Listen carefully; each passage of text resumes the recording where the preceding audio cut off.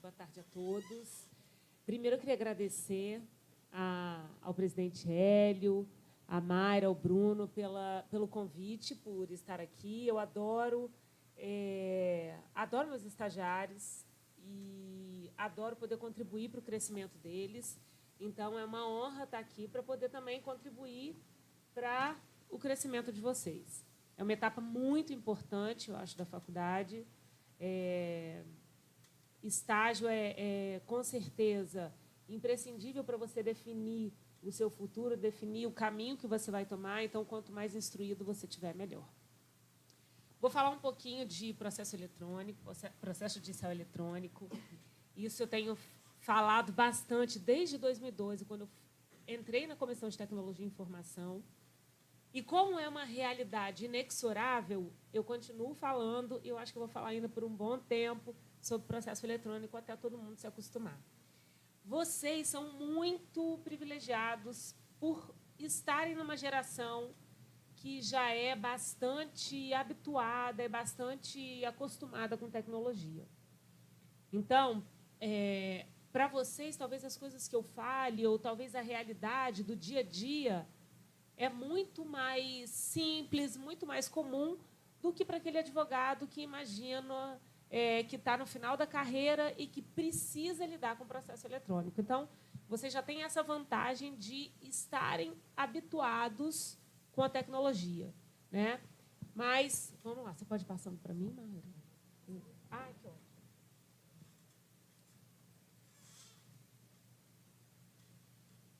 Isso aqui é a apresentação. E o roteiro é mais ou menos esse. O roteiro é mais ou menos esse que a gente vai seguir. Vou falar um pouquinho, uma noção de processos digitais. Na verdade, eu gosto de chamar de processos eletrônicos. Tá? Vou falar um pouquinho do que a OAB fez e faz para dar apoio ao advogado. Vou falar depois de certificação e assinatura digital.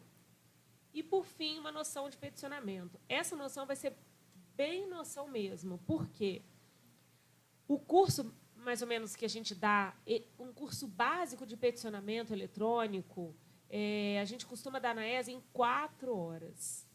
Tá? E aí, um módulo só. A gente divide isso em 3 módulos.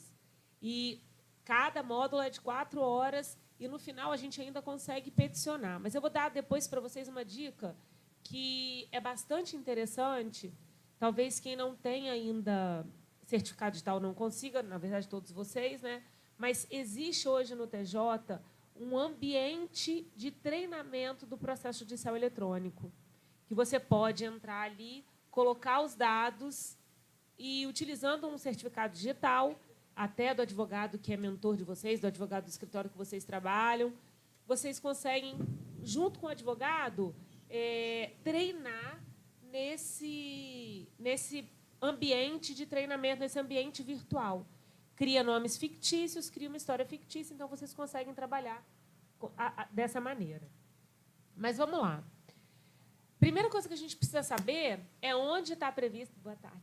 Onde está previsto o processo eletrônico. E é nessa lei aqui, ó, de 2006. Por incrível que pareça, e por mais que ainda seja novidade o processo eletrônico para todo mundo, ele foi previsto lá em 2006. E é nessa lei aqui, 11.419, que a gente vai tirar todas as dúvidas em relação ao processo eletrônico. Ela é super importante, especialmente para guarnecer a gente na hora que o bicho pega, na hora que cai a internet, na hora que cai o sistema, na hora de contar prazo. É nela que vão ter todas essas informações. Inclusive, todas as resoluções do CNJ, que a gente vai ver aqui também, elas têm que estar amparadas, elas têm que estar, na verdade, balizadas na Lei 11.419, porque é ela que traz o processo eletrônico para a gente. Tá? E o que ela traz de mais importante? Ela traz, e aqui são esses aspectos. É lógico que é bom ler a lei toda, mas, resumidamente, que eu vou trazer para vocês, ela traz sobre os prazos, como eles são cumpridos, e no processo eletrônico, o prazo pode ser cumprido até 23h59 do dia. Tá? E também ele pode ser cumprido no sábado e no domingo. Lógico que meu prazo não corre sábado e domingo, ele corre em dias úteis, conforme o novo Código de Processo Civil. Porém, eu posso cumprir, se eu quiser, no sábado e no domingo, ou até às 23h59. Tá? A comunicação, como ela é feita? Ela é feita num diário eletrônico, e aí a gente tem uma diversidade aqui de sistemas, e por isso a gente tem uma diversidade de comunicações hoje em dia. Por quê? Não obstante o CNJ já ter regulado que as publicações têm que ser feitas em diário, e aí vai ter um diário, vai existir ainda, vai ser implantado um diário comum para todas as intimações, seja ela da Justiça Estadual, seja ela da Justiça do Trabalho ou da Justiça Federal. Hoje em dia, como a gente tem vários tipos de sistemas, cada um intima de uma maneira. Então, tem alguns sistemas que publicam as intimações, e são aqueles recortes, quem trabalha em escritório deve conhecer, esses recortes digitais, e tem outros sistemas que a intimação é feita dentro dele, dentro do painel do próprio advogado. O advogado vai lá, acessa com o certificado digital dele, ou então acessa com certificado digital ou login e senha, no caso, alguns sistemas você consegue com login e senha, né, que é o caso do EPRO, que é o caso do Apollo. E lá dentro do painel dele vão ter todas as intimações relacionadas aos processos em que ele está habilitado. Então, se ele responde por 20 processos, vão estar lá, dentre aqueles 20 processos, as intimações que ele tem que responder. Isso causa uma dificuldade muito grande, porque tem advogado que não está habituado com isso. E ele não sabe o que faz quando vê no painel dele essa intimação. Então, importante, quando a intimação for em painel, tá, dentro do processo eletrônico, o advogado tem que ler essa intimação até 10 dias. Se ele não leu em 10 dias, a leitura passa a ser automática e começa a correr o prazo. Se eu entrei, olhei a intimação e li, vai automaticamente dar como lido no sistema e meu prazo começa a correr no dia seguinte. Entrei no sistema, não li, vai correr 10 dias. No 10º dia, vai dar como lido e aí no dia seguinte passa a correr meu prazo. Conseguiram entender? Isso já deu muito problema para os advogados. E por isso que a gente conseguiu, no PJE da Justiça do Trabalho, que todas as intimações fossem publicadas.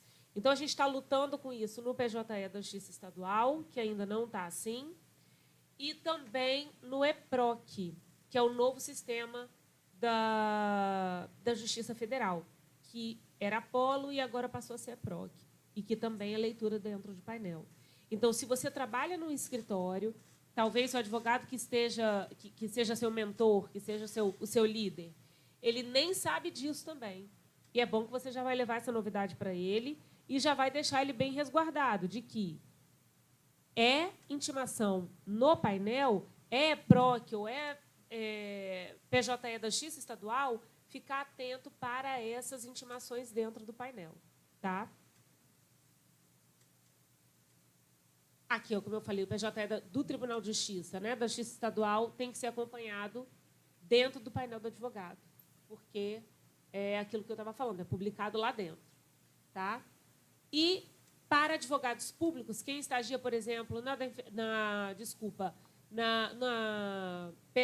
Procuradoria-Geral, na Procuradoria de Município, sempre vai ser em painel, porque para eles é mais fácil em painel, porque eles só têm um cliente, né, do que as intimações. Então, esses são aspectos importantes da lei. Prazo, que você pode cumprir nos finais de semana e até 23h59, e também a comunicação, que ela é feita por painel, né, e na Justiça do Trabalho ela é feita por intimação normal. Voltando aqui, só nesse ponto, dessa resolução 234 do CNJ, ela, apesar de estabelecer que aquele diário que eu falei que vai ser unificado, o DGEM, que todos os diários vão estar num lugar só, eles ainda não conseguiram implantar. Então, está para um futuro próximo que todas essas intimações vão estar num único lugar. E o próprio CNJ já determinou que toda a comunicação ela tem que ser feita via diário para obedecer o princípio da publicidade dos atos. Então, esses sistemas que não publicam, que deixam a intimação dentro de painel, eles estão em desobediência com o CNJ. Tá? Então, é por isso que a OAB luta tanto, briga tanto, para que tudo continue sendo feito em diário, como foi o processo eletrônico. Porque, na verdade, o que a gente quer é que o processo eletrônico ele replique todas as prerrogativas e todos os direitos que o processo físico tem. Então, não tem como, por exemplo, o processo eletrônico vedar o princípio da publicidade dos atos. Já é bastante diferente o acesso a ele, né? Porque a parte não pode chegar no balcão e falar eu queria ver o meu processo. Se o processo for eletrônico, não vai dar para ele fazer isso. Ou você, ou o estagiário, por exemplo, eu queria fazer carga daquele processo, eu queria obter o processo para cópia. Você não vai conseguir fazer mais isso. Aliás, você não precisa nem ir mais no fórum para fazer isso. Você consegue baixar o processo todo, ou consegue, pelo menos, as principais peças do processo do próprio escritório. Mas é importante que a publicidade dos atos se mantenha. E é por isso que precisa ser publicado em diário. Tá? Vamos lá, os principais sistemas que a gente tem no Espírito Santo. Esse aqui é o da Justiça Federal, que ele está acabando, que é o Apolo. É o Apolo. É um ótimo sistema, mas ele não é considerado, pelos técnicos, um sistema de processo eletrônico. Ele é considerado um GED. O que é um GED? Ele é considerado um banco, como se fosse um banco de petições. Mas, na verdade, toda vez que você peticiona no Apolo, um servidor tem que ir lá e certificar que você peticionou e possibilitar a juntada da sua petição. Então, por isso que entendem, né, os técnicos falam que ele não é um sistema de processo eletrônico, porque ele depende de um servidor para validar a petição que você protocolou. Então, ele está... E ele custava muito caro também para o TRF. Então, por conta disso, ele está sendo substituído por um outro sistema que chama EPRO, que eu vou mostrar a carinha dele mais na frente. Esse daqui é o ProJude. Eita, presidente, boa tarde. Ele adora esse tema.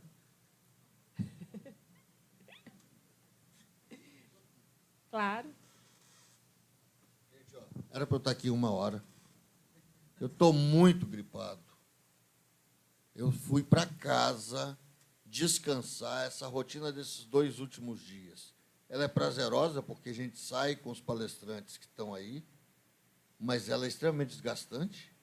Peço desculpa a vocês e quero dar os parabéns a essa comissão pelo belo trabalho que está fazendo.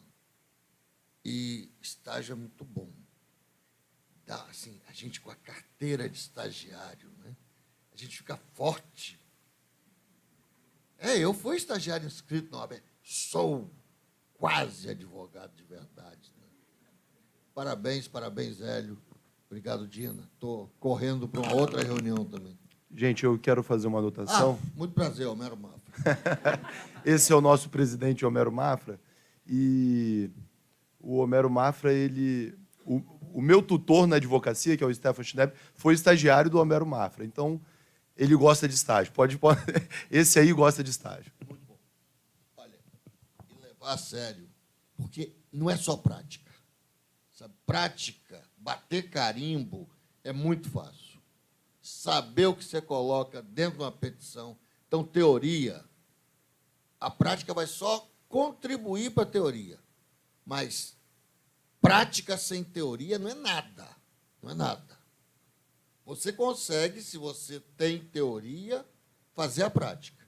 Agora, se você só tem prática, só para encerrar mesmo, tem a história de um alfaiate, que só tinha um modelo, e quando o braço do cliente era maior, ele cortava o braço do cliente. Isso é a prática sem teoria. Abraço, gente.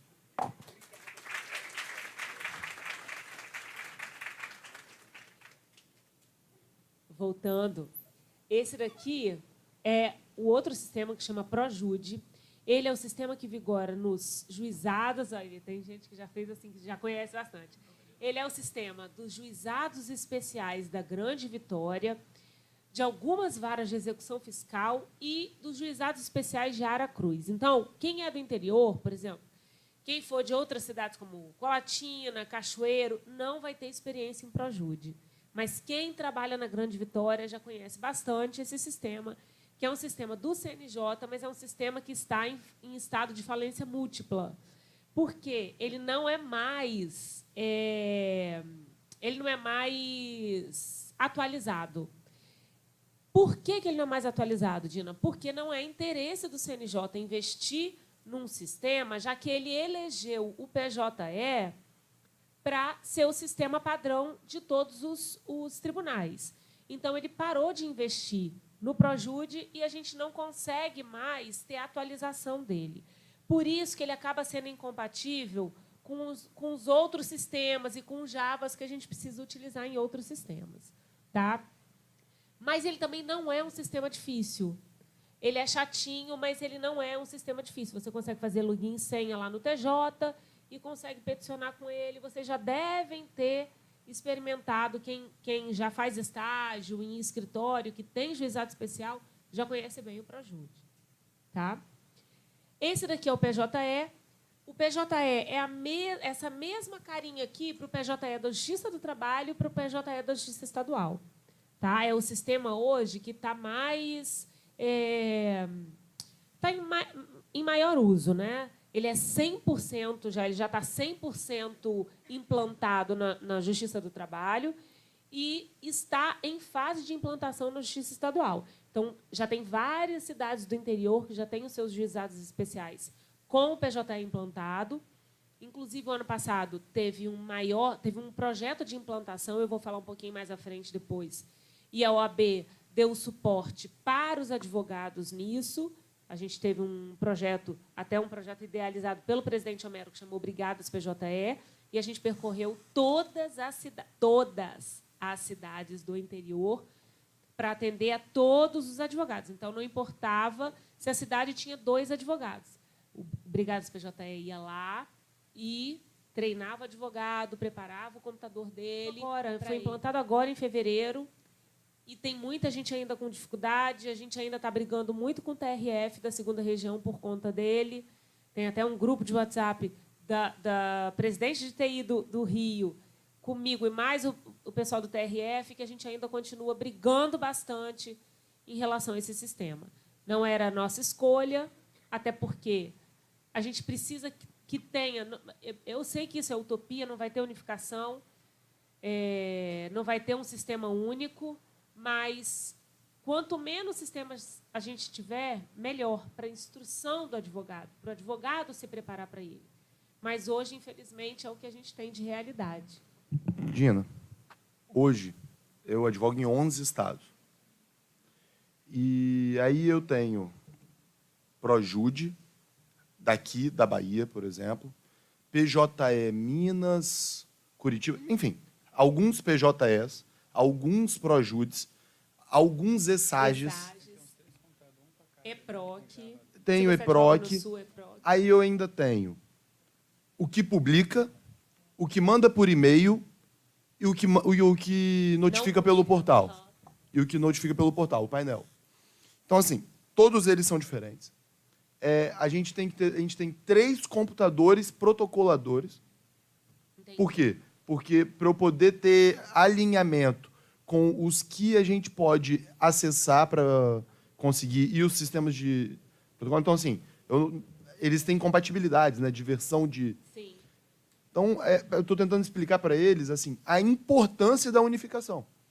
E como a não unificação ela prejudica principalmente o advogado pequeno, porque ele não vai ter 3 computadores. Sim. Só para poder fazer protocolo e acesso ao sistema. Sim. E mais também, eu acho que cada modificação de versão, por exemplo, teve uma última modificação de versão do PJE da Justiça do Trabalho que alterou vários caracteres, alterou a forma de peticionar. Então, você pensa que um escritório, um advogado, que tem que lidar com 11 tipos de processo, imagina se todos trocam no mesmo mês a versão. Você tem que procurar orientação, tem que procurar manual, tem que procurar vídeo para saber o que alterou naquela versão nova. Então, esse é um pleito muito forte, muito grande da advocacia, não só na advocacia no Espírito Santo, mas na advocacia nacional. Só que de tanto sentar e ouvir as pessoas falando, e ouvir as palestras, ouvir os colegas dos outros estados, eu já me conformei que a unificação é uma coisa utópica. Não adianta, porque cada tribunal adota o que lhe convém. Eu lembro quando foi implantado o EPROC, eu fui no lançamento dele. E eu saí tão revoltada do lançamento, porque eles falando na fala do dono do EPROC, né, que veio para cá para falar, que é um juiz, aliás, que é um juiz do TRF da 4ª região, lá do Paraná, salvo engano, ele falou da importância do EPROC para todo mundo. Por que eles escolheram o EPROC? Mas, hora nenhuma, ele fala da advocacia. Hora nenhuma, ele fala de alguma preocupação ou de alguma consulta que ele faz para a advocacia. Então, a gente tem que viver, e aí vocês têm que se acostumar com isso, porque vocês estagiam em escritórios, a gente tem que viver nessa loucura de ir se instruindo cada vez mais, de procurando cada vez mais informação, porque não vão se preocupar com a gente.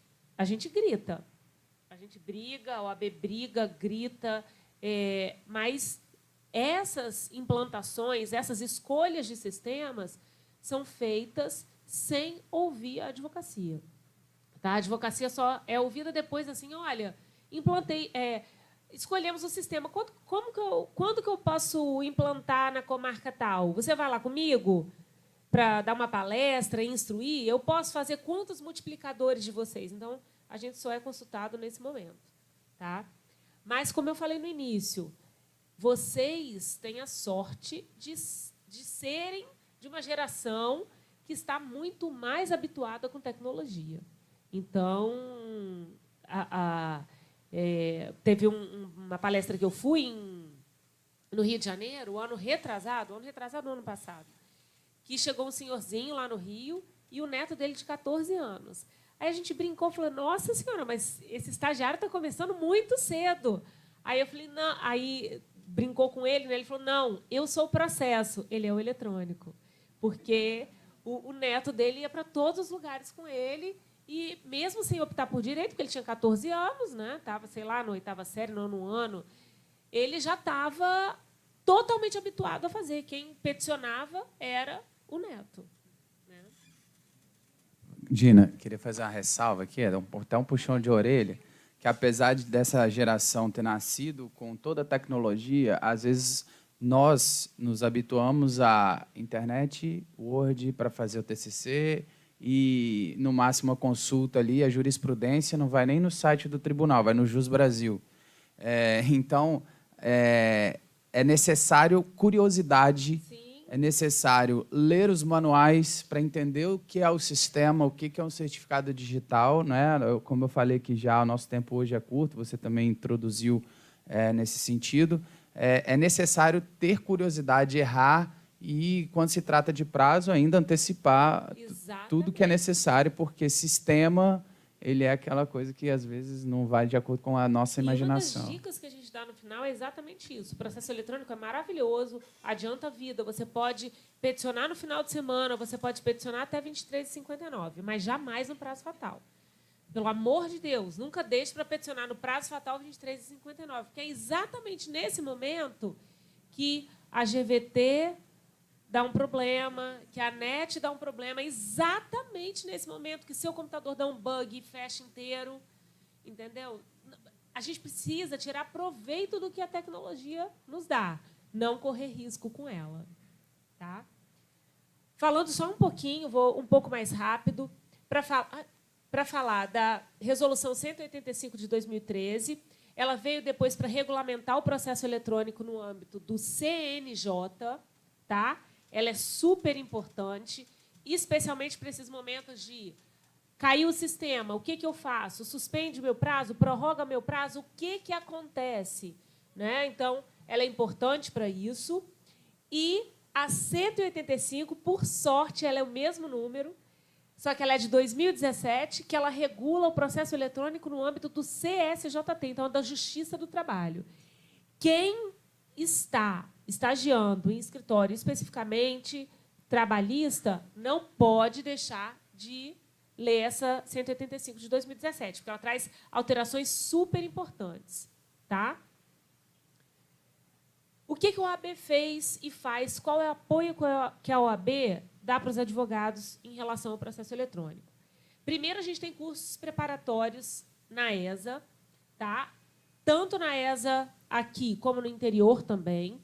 Como eu falei, a gente tem módulos. Agora, para o próximo semestre, a gente vai ter módulos de cada processo eletrônico.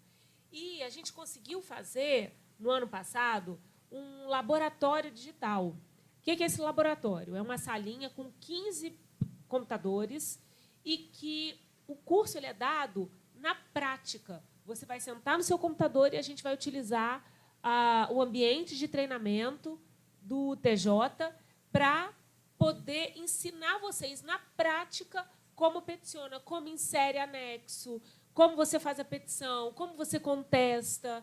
Então, é bem prático mesmo. Esse módulo que a gente usa o ambiente de treinamento, ele é ótimo, porque você já sai de lá bem mais seguro de como você vai peticionar. Tá?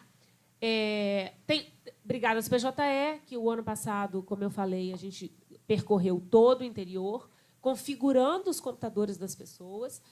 O navegador do PJE, o que é o navegador do PJE? Desculpa, navegador do advogado. O navegador do advogado ele é uma plataforma que a OAB conseguiu fazer um convênio com ela. Quem desenvolveu foi um técnico em informática de Goiás. É uma plataforma onde você consegue acessar todos os sistemas de processo eletrônico sem dar incompatibilidade entre eles.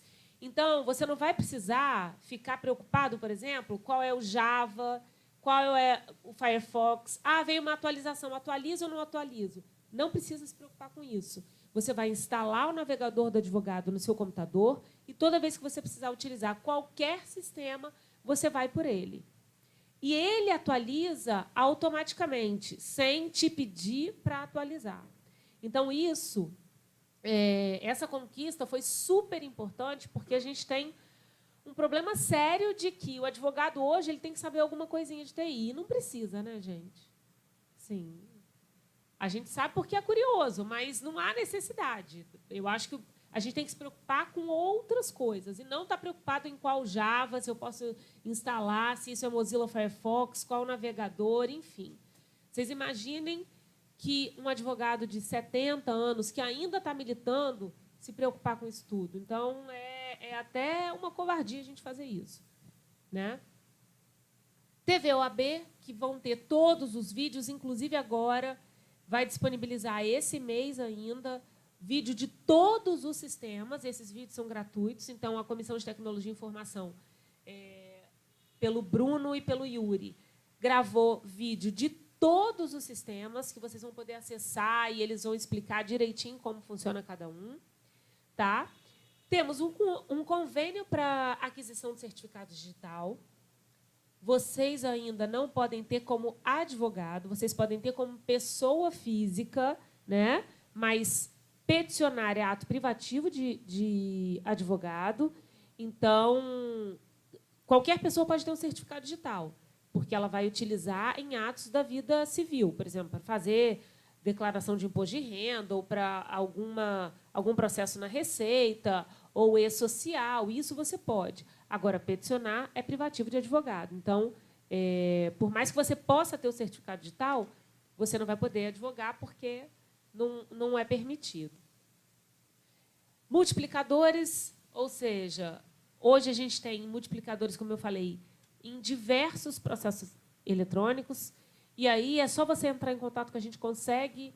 Dina, a gente precisava de uma turma só de EPROC, e aí a gente vai conseguir viabilizar essa turma. A ESA está bem aberta para receber as demandas, então, Quem quiser fazer um grupo de 15 e falar, a gente está precisando, ó, já tem um grupo de 15, vamos fechar e faz dentro do laboratório. Então, isso tudo para facilitar a vida do advogado. A gente tem funcionários que configuram os computadores, tanto aqui embaixo, na caixa de assistência, como aqui também vocês podem pedir ajuda para o Tiago e para o Felipe, que eles ajudam a configurar os computadores para receber o certificado digital e para vocês manusearem lá o processo eletrônico, né? E a atuação da diretoria da ESA com a Comissão de Tecnologia e Informação em tudo que é demanda relacionada ao processo eletrônico. A gente tem ajudado até... Meu telefone toca muito para isso. Às vezes, eu ajudo... Se eu tiver condições, eu ajudo até a pessoa a peticionar na hora. Mas, às vezes, não tem condições. Tem um grupo de WhatsApp só do navegador do advogado, que o desenvolvedor ensina e explica a todo mundo como instala, e, se tiver algum problema, você pode colocar lá, que todo mundo troca ideia. Então, tem assim, o apoio da OAB para atuação nos processos eletrônicos, ele é muito forte e é muito intenso também. Tudo que vocês precisarem, podem perguntar. Os meninos daqui estão muito preparados. O Felipe, que trabalha aqui na parte de TI, ele foi do Brigadas PJE, então ele pode ajudar sempre que vocês tiverem dúvida, só dar uma ligadinha para cá e falar com ele. Tá? Certificação digital. O que é certificação digital? E eu vou ser mais rápida, qualquer coisa vocês me parem para eu responder, para a gente poder dar o tempo. O que é certificação digital? A certificação digital é a sua caneta no mundo virtual. Tá? Estou vendo, tirando foto, eu posso depois liberar, já está até com a Mayra, para disponibilizar para vocês. Tá? Ele é a sua caneta do mundo virtual. É como você assina com firma reconhecida no mundo virtual. Ah, Dina, é aquele chip? Não, não é o chip. O chip que fica dentro da carteira ou o token, ele é a materialização do seu certificado. O certificado é uma chave mesmo. É uma chave tecnológica que possibilita você dar o ok naquele documento. E esse documento é um documento que vai estar em PDF. Você não pode assinar um documento em Word. Você vai assinar um documento em PDF, por quê? A partir do momento que você assina, ele se torna imutável. Tá? Então, essa é a segurança da certificação digital. Ele vai considerar a autoria, a declaração da vontade, vai indicar quem é o autor, vai indicar que o autor está de acordo com aquele conteúdo contido no processo ou no documento, desculpa, e assina. A partir do momento que você assinou, qualquer alteração que é feita naquele documento, que está em PDF, ele quebra a assinatura. Tá? Então, o certificado digital nada mais é do que a sua assinatura física no mundo virtual. E mais, a sua assinatura física com firma reconhecida. Tá? É a forma que... É a ferramenta tecnológica de autenticação de autoria e validação da manifestação da vontade associada ao indivíduo, associando o indivíduo a uma declaração de vontade veiculada eletronicamente. Tá? Então, é como tem a segurança de que foi você realmente que assinou aquele documento e que você está de acordo com aquele conteúdo. Tá? Ali, como eu disse antes, as características. Ele resguarda a privacidade e segurança, autentica a origem e a autoria, protege o conteúdo de informações de terceiros não autorizados, como eu falei, se alguém tentar alterar, quebra a assinatura. Ele garante o armazenamento e vincula a assinatura ao conteúdo da mensagem. Qualquer alteração invalida a assinatura. Tá? Hoje, no ordenamento jurídico, a aceitação é exclusiva para os certificados emitidos pela ICP. Na verdade, é uma exclusividade, né? Essa certificação é exclusiva da ICP Brasil. E ela distribui aí as agências registradoras e agências certificadoras. No caso, tem a CertSign, tem SafeSign também, tem várias outras, mas sempre que você for procurar alguém para fazer, uma agência registradora, procura sempre a OAB, porque ela vai vincular o seu certificado digital à sua carteira, à sua identidade profissional. Tá? Não que os outros não sejam válidos. Você pode ter um certificado digital, por exemplo, da Caixa Econômica, salvo engano, Serasa também expede, mas o mais interessante é que o seu certificado digital esteja vinculado à sua identidade profissional. Tá? Como adquirir, eu falei. Agora, você pode adquirir em vários lugares, mas o interessante é você vincular a sua identidade profissional. Então, procure a OAB, porque a OAB tem esses convênios e vai te indicar. Tá? Dicas sobre senhas. Toda vez que vocês estiverem aí, vocês podem passar isso para os mentores de vocês, tá? Para os responsáveis do escritório, porque eu tenho certeza que muita gente pega e entrega para o estagiário o certificado digital. Isso não é uma prática recomendável. Como eu disse, o certificado é a sua assinatura. Tá? Então, você está entregando a sua assinatura para outra pessoa. Então, é muita responsabilidade para vocês, estagiários, né? Porque vocês vão estar assinando por aquela pessoa, e é muita responsabilidade para quem concedeu também, porque quer dizer que está confiando demais em vocês. Então, vocês têm que lidar muito bem com essa confiança. E aí, o que acontece? Todo mundo, 90% das pessoas, tem uma senha PIN, que é 1, 2, 3, 4. E uma senha PUC que ninguém lembra. Porque, como colocou 1, 2, 3, 4, ninguém lembra da senha PUC. Essa senha PIN, se você errar 3 vezes, pede a senha de emergência. E se você errar a senha de emergência, você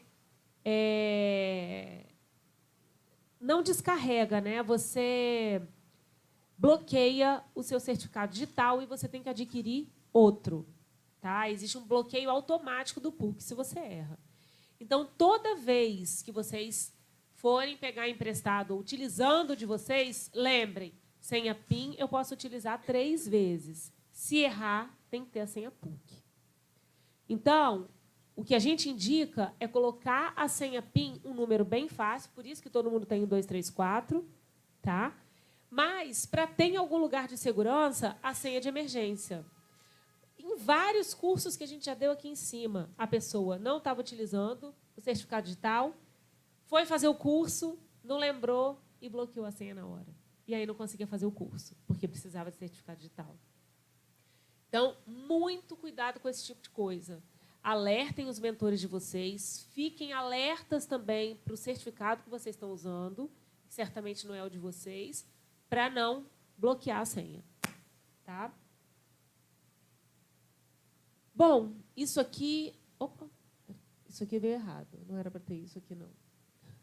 Questão de indisponibilidade do sistema, que é uma pedra no sapato também. O que é isso? Estou lá peticionando super bem, chego no escritório, já sei que eu vou ter que peticionar, meu chefe pediu para eu... Já revisou minhas petições e pediu para eu fazer no primeiro horário quando eu chegasse. Chego lá, PJE fora do ar. E isso é uma pedra no sapato de todo mundo. Aí esperei 5 minutinhos, continuou fora do ar. Mais 5 minutinhos, continuou fora do ar. O que acontece? Tá? Primeira coisa que você tem que verificar, dá uma ligadinha para o tribunal correspondente, aquele processo eletrônico, e pergunta, olha só, como é que está funcionando? Está tudo bem? Está disponível? Não está disponível? Aí alguém do tribunal fala, não recebi nenhuma reclamação, não. Você vai acreditar? Não, não vai acreditar. Se o seu está ruim, você vai ligar para outro amigo, vai ver outra pessoa que trabalha com você, testa no seu computador, ou dá uma entrada nos grupos de utilidade jurídica ou no grupo de estágio e questiona. Pode ligar aqui para a OAB também, liga para os meninos, para a gente verificar se realmente não está fora do ar. Por quê? Porque se o PJE ou o Projude ou qualquer outro sistema estiver fora do ar, o seu prazo vai ser prorrogado para o dia seguinte da resolução do problema e volta do sistema no ar. Agora, se for um problema na sua internet, na sua máquina, no cabeamento do seu prédio, o seu prazo não será prorrogado. Tá? E mais uma coisa importante. O prazo só é prorrogado se essa inconsistência no sistema, se essa suspensão, se essa indisponibilidade ocorrer até às 23h59. Se ocorrer de madrugada ou nos finais de semana, não prorroga o prazo. Tá? Feriado também não prorroga. Então, muita atenção com isso, porque, às vezes, o seu chefe vai ficar desesperado do que fazer e você vai... Não, calma, vamos verificar primeiro nos tribunais, vamos verificar com outros colegas e, realmente, é um problema no PJE. O que acontece? Prorroga, não suspende, hein, gente? Prorroga o prazo para o dia útil seguinte à resolução do problema no sistema. Tá? Às vezes, e a gente tem que estar atento para isso, vai solucionar no mesmo dia. Então, o seu prazo prorroga para o dia seguinte. Tá? E mais, atento para os prazos pequenos, por exemplo, de 5 dias. Porque se nesses 2 dias, por exemplo, se começou seu prazo a correr na segunda, na terça teve indisponibilidade, mas na quarta já foi solucionado, não altera em nada o seu prazo. Seu prazo, por exemplo, de 5 dias, vai continuar na sexta-feira. Tá? Então, muito cuidado com isso, porque tem gente que acha que suspende e não suspende. Ele só prorroga para o dia útil seguinte à resolução do problema. E sempre tem que ter um relatório de interrupção. O tribunal é obrigado a dar um relatório dizendo quando começou a ocorrer, a data, a hora e quando ele foi solucionado. Porém, os tribunais, aí eu não vou colocar nem só um ou outro, tanto o TRT, quanto o Tribunal de Justiça, quanto a Justiça Federal, eles não têm gente suficiente para ir liberando esses relatórios. Então, talvez você só consiga esse relatório no dia seguinte, quando você já perdeu todos os seus cabelos. Então, por isso que eu falo, ligue para o tribunal, ligue para a OAB, se informe com outros colegas, que alguém vai te falar que realmente está... A gente lá na Comissão de Tecnologia e Informação, como tem uns 3 ou 4 que são loucos, técnicos mesmo em tecnologia, a gente tem um medidor informal, obviamente, só nosso, porque a gente consegue ver se está oscilando ou não. Entendeu? E aí a gente já sabe que tem algum problema. E aí eu já vou saber se eu vou receber muita ligação ou não, e já deixo. Olha, gente, está intermitente. E já vou colocando nos grupos que eu conheço que está intermitente ou que está voltando, para todo mundo saber. E outra coisa importante, às vezes, a interrupção ela não está só quando você entra no sistema. Às vezes você consegue logar, consegue entrar, mas não consegue fazer nada dentro dele, não consegue consultar, não consegue fazer o upload da petição, não consegue fazer o download, não consegue acessar o painel. E isso também é considerado interrupção, porque o sistema ele tem que garantir todas as funcionalidades dele, e não apenas uma ou outra. Então, prestar bastante atenção para isso também. Tá? Isso aqui é uma tela de consulta de indisponibilidade no TJ do Espírito Santo. Tá? No PJE, você entra lá no TJ, entra na parte de PJE, e aqui tem consulta de disponibilidade. Aí ele vai dar um relatório para você, tá? De acordo com o que você precisa. Olha lá como é que é o relatório. Tempo de indisponibilidade. Aí, outra coisa, para considerar prorrogação de prazo, ele tem que ficar interrompido por 60 minutos, ininterruptos ou não. Tá?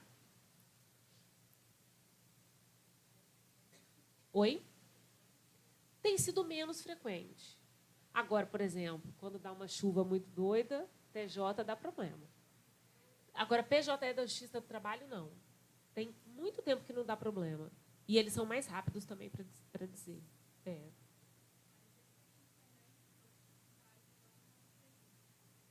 Aham. Ficou. Por causa de uma chuva que teve.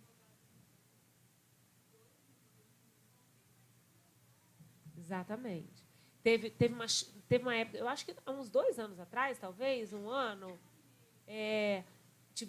aconteceram umas chuvas muito fortes e o tribunal ficou 2 semanas por causa da estrutura deles. Também teve uma época que teve um superaquecimento no servidor, que também ficou sem funcionar, mas não está mais frequente. Eu acho que agora está bem mais estável. Tem tempo que não tem reclamação. Tá? E o que não caracteriza? E a gente tem que ficar atento para isso também. Falha de transmissão de dados entre estação de trabalho e público externo. Tá? E a rede de comunicação. Público externo sempre somos nós. A lei trata assim, a resolução trata assim. Então, se tiver qualquer problema na sua estação de trabalho, na sua internet, no seu computador que não está com problema ou está com vírus, isso não gera prorrogação de prazo. Tá? E também possibilidade técnica de falha de equipamento. Computador, mesma coisa. Aqui é problema da sua conexão com a internet. E aqui é problema no seu equipamento. Isso não vai caracterizar prorrogação de prazo. Então, você tem que ficar bastante atento para isso. E aí, o que você pode fazer? Recorrer às salas de advogado da OAB. Tem um escritório aqui embaixo, um escritório compartilhado, e tem as salas do Fórum, do Tribunal de Justiça, da Justiça do Trabalho, que você pode recorrer para cumprir o seu prazo. Aqui os prazos de disponibilidade, isso aqui está na lei, tá, gente? 60 minutos ininterruptos ou não, e tem que ocorrer de 6 às 23. Se for de 23h01 a 24, ele é automático, ocorre também. Mas, se for na madrugada, tá? Depois de 24, não interrompe. Nem feriado e nem final de semana. Tá? Está aqui no artigo 11, 1 e 2 da resolução do CNJ. Aquela 185 que eu falei para vocês. Aquilo que eu falei, entre 0 e 6 da manhã não ocorre, feriados, finais de semana, a qualquer hora, não produz efeito.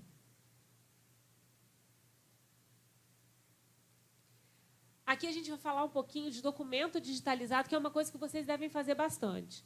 Finalizou a peça, tá?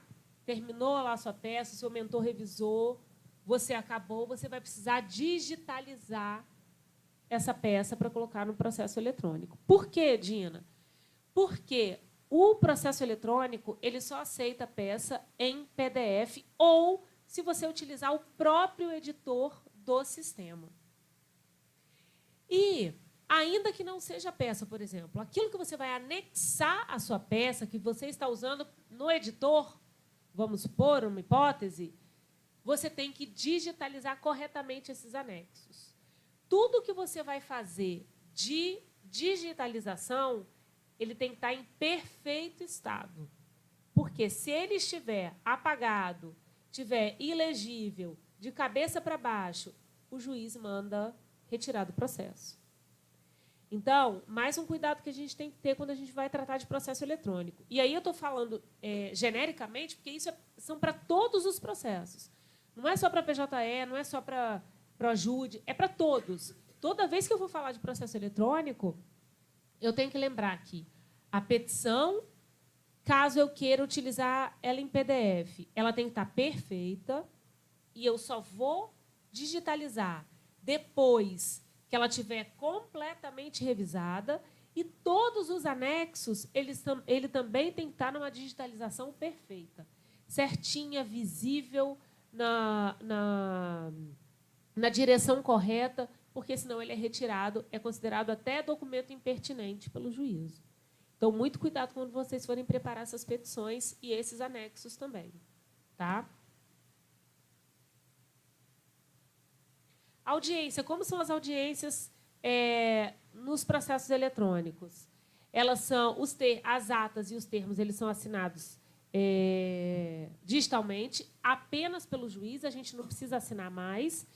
E a audiência é gravada em vídeo. Aliás, até hoje, até nas varas cíveis mesmo, de processo físico, elas estão sendo gravadas. Né? Não sei se vocês já tiveram oportunidade de assistir, mas eu, particularmente, acho bem melhor para fazer depois alegações finais. Você não acha, Hélio? Eu acho bem melhor. Porque eu acho que o papel não transmite a forma que a pessoa estava falando. De alegações finais, você poder tirar... Porque, bem, tem dois problemas. Você chega na tribuna, na sustentação oral, e diz: ele falou isso, isso e isso no segundo tal da gravação tal.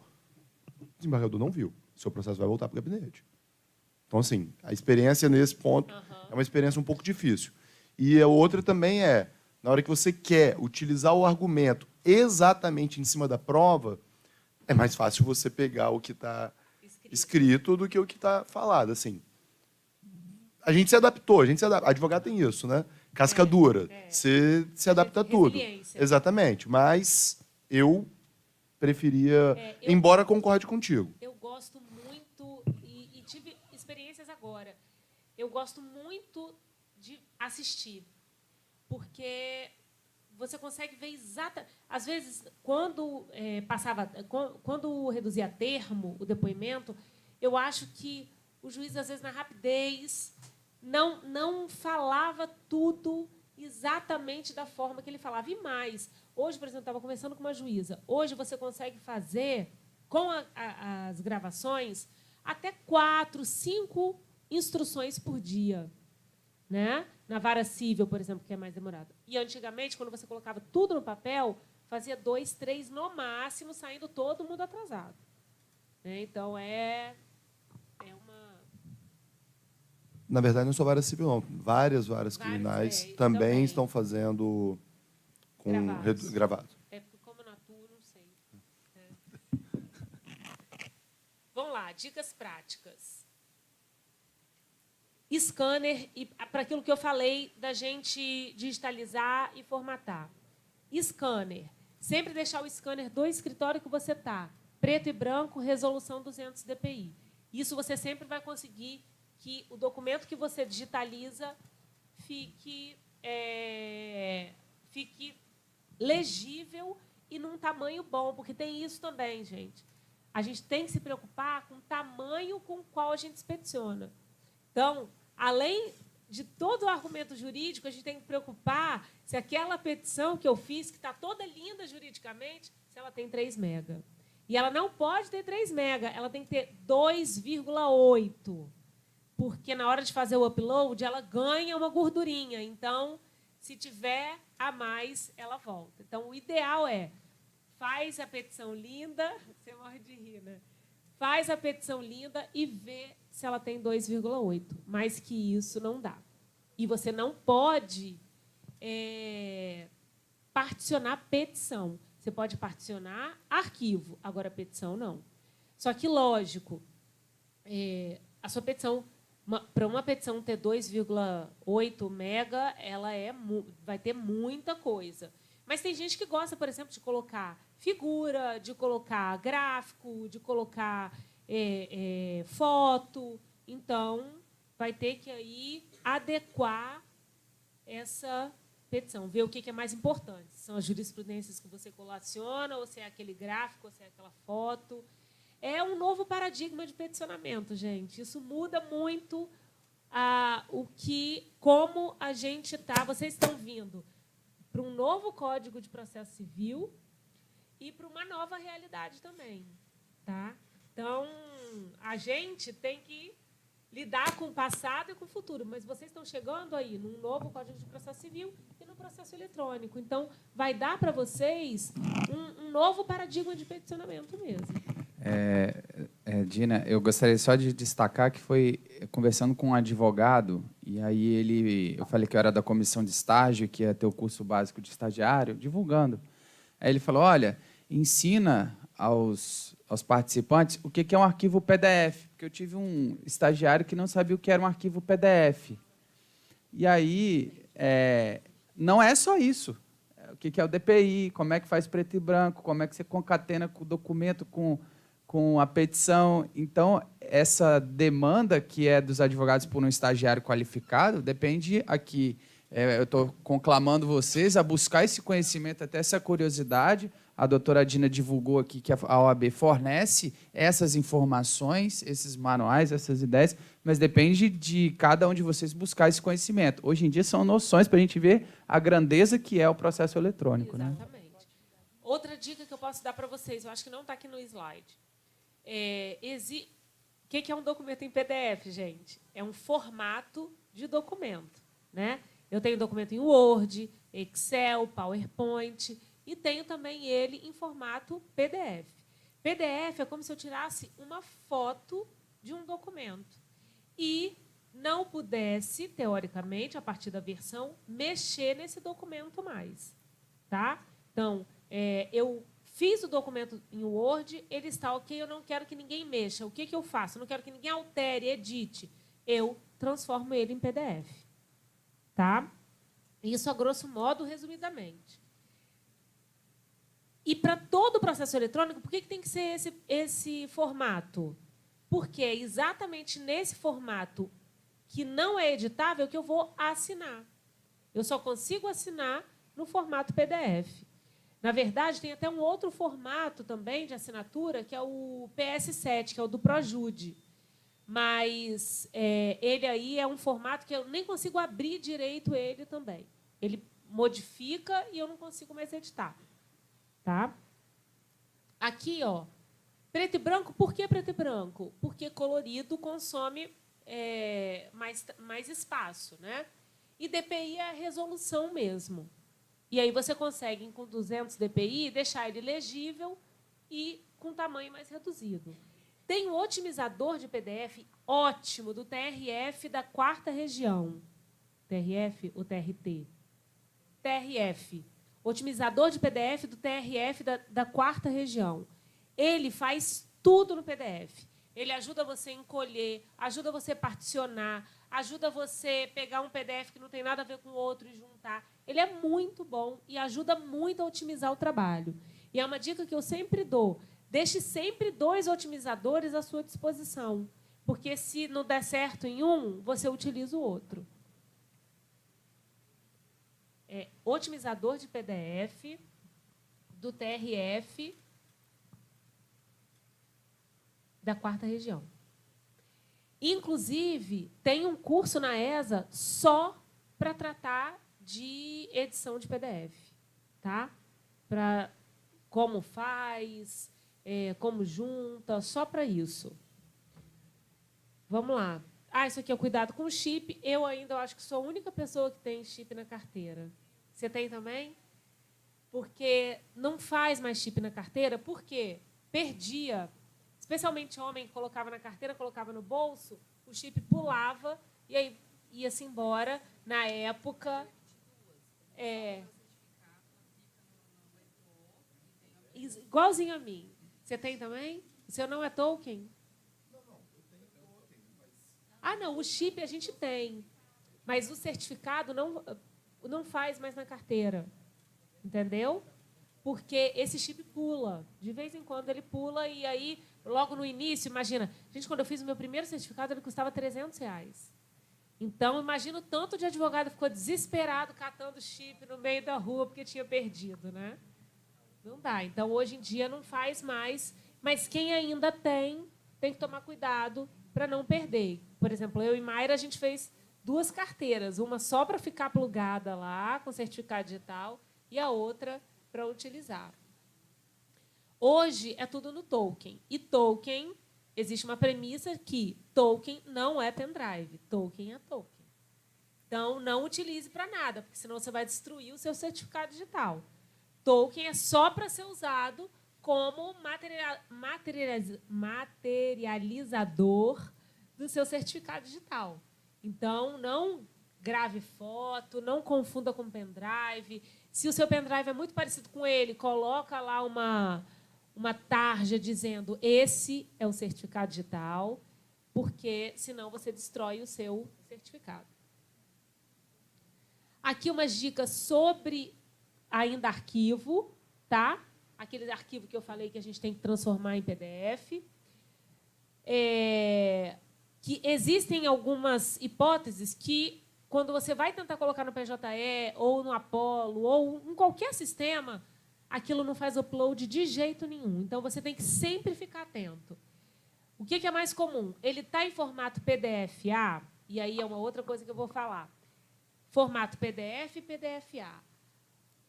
A petição ela tem que estar em formato PDF-A. O que é isso, Dina? PDF-A é um outro formato de PDF, mas que ele permite pesquisar palavras dentro do documento. Ele não é editável, mas ele é pesquisável. Tá? Tem outras características, mas isso é muito técnico, não vai interessar para ninguém agora. Ele é pesquisável. Então, por isso que a petição tem que ser PDF-A. E aí é uma discussão assim muito além, e aí não vale a pena agora, porque a gente tem um tempo muito restrito. E os documentos, eles podem ficar em PDF normal. Então, ficar bastante atento para isso. Petição é PDF-A e documento é PDF. Se eles não tiverem nesse formato, não vai fazer o upload, você não vai conseguir inserir no processo eletrônico. Tá? Tamanho é 3 MB, já foi muito menor, já foi a metade disso, então a gente ainda está na vantagem.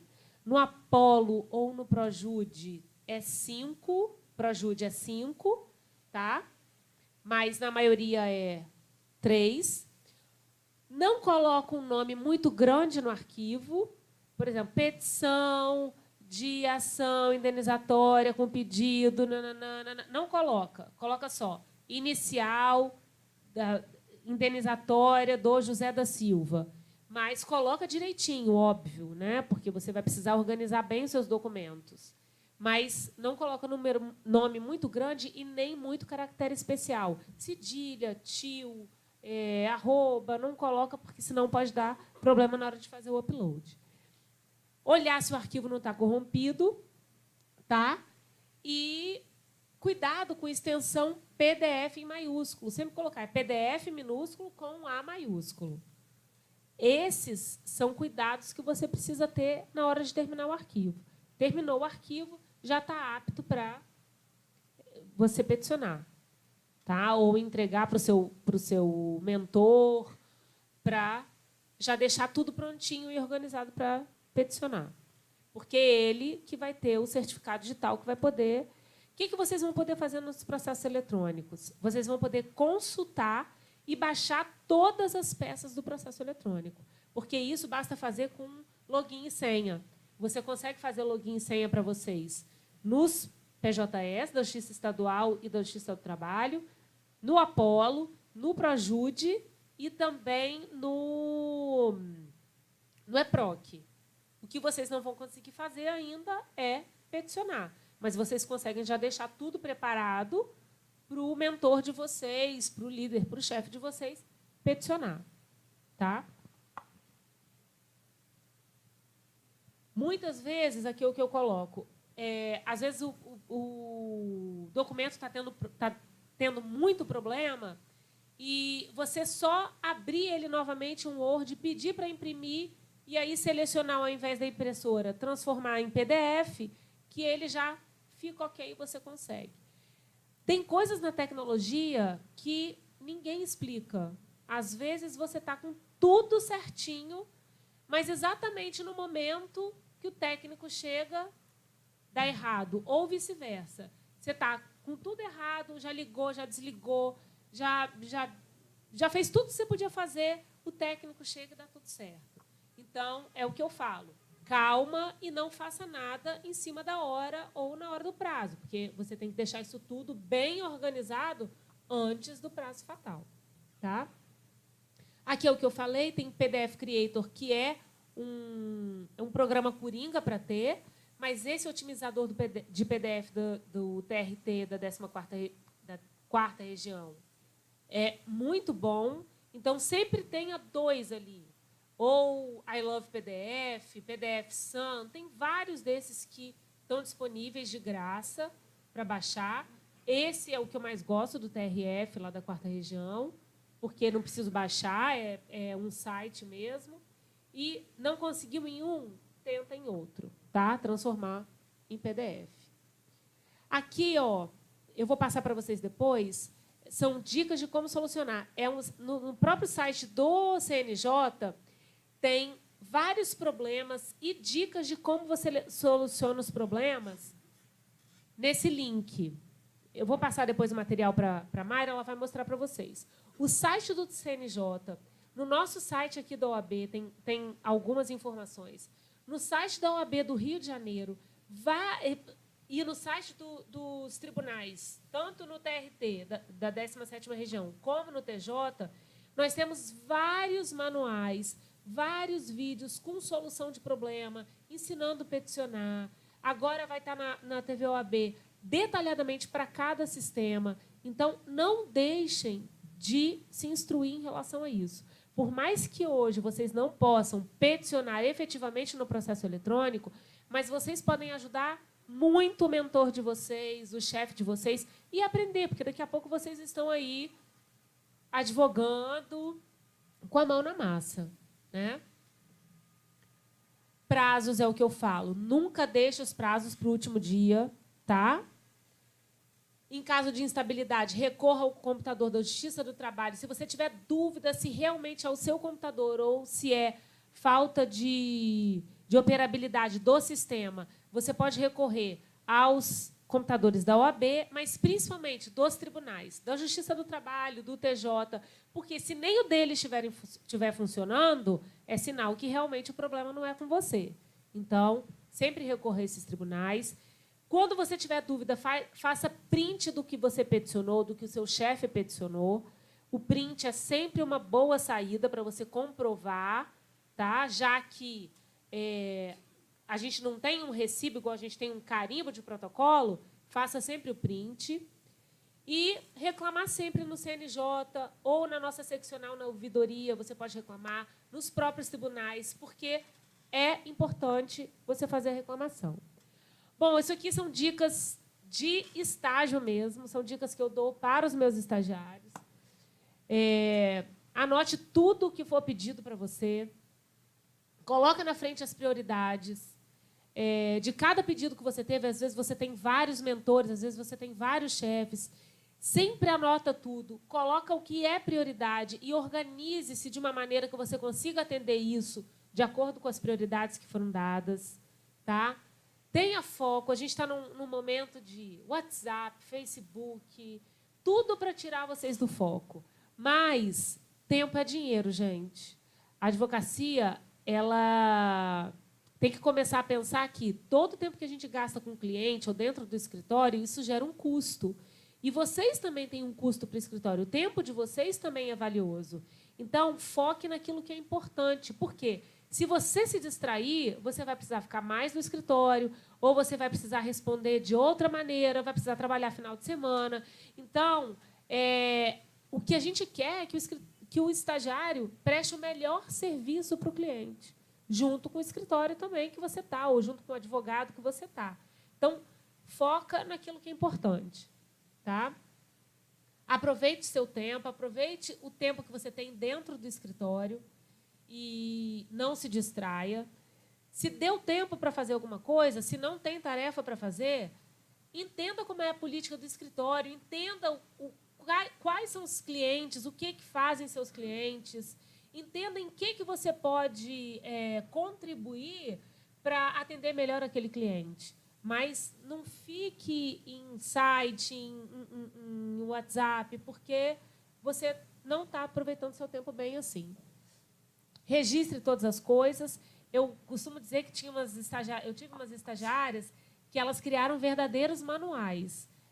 Lá no escritório, a gente dá sempre um caderno quando a pessoa entra, né, quando o estagiário entra, e elas registravam tudo nesse caderno. Então, elas saíram com um manual, porque elas tinham todo o procedimento da junta, todo o procedimento de cada ação que a gente dava. Tem a lei e tal. Então, registre as coisas. Isso é para a sua vida, informação. Informação é valiosa. Então, registre tudo que você está fazendo e utilize positivamente todos os artifícios informatizados que a gente tem hoje em dia. Computador, internet, software, arquivo, pasta, secretária, tudo que você tiver de oportunidade, aproveite, porque isso é que vai te fazer um bom profissional no futuro. Você aproveitar esse período de estágio, aproveitar esse período que você tem de crescimento. Tá? Obrigada e estou à disposição, gente.